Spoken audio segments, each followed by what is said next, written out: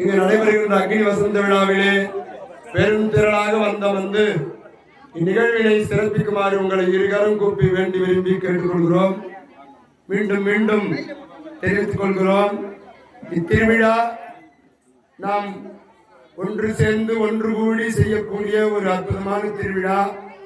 அன்பர்கள், பக்த கோடி பெருமக்கள் இங்கு பௌத்தராஜாவுக்கு திரௌபதி அம்மன் ஆலயத்திலே மகா சிறப்பான கும்பம் என்று சொல்லும்படியான அவர் விரும்பிய அத்தனை படைகளையும் இங்கு படைகளாக வைத்து இங்கு சிறப்பாக செய்து கொண்டிருக்கின்றார்கள்.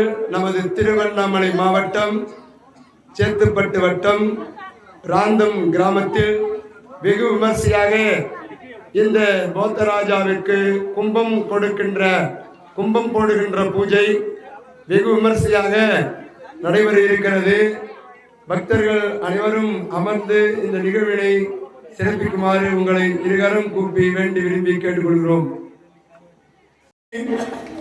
அழகுடை பாவையாய் அங்கிதொன்றி அழகுடை பாவையாய் தங்கி ராந்தம் தலத்தொழிலும் தேவியை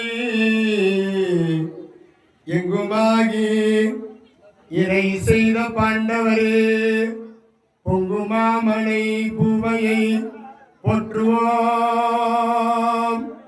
பொங்குமாமலை பூவையை போற்றுவோம். அந்தரி சூழி கௌரி அரியதோர் வேள்வி தன்னில் விந்தையாய் வந்துதித்து வீரரைவரை மணந்து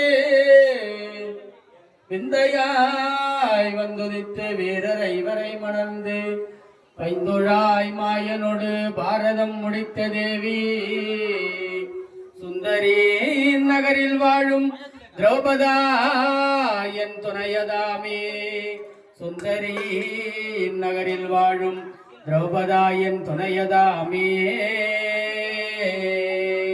திரௌபதா தேவியன் துணையதாமே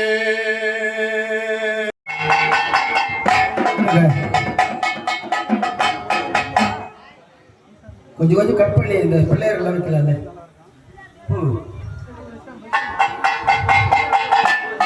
வாங்க கட் பண்ணி எடுத்துங்க.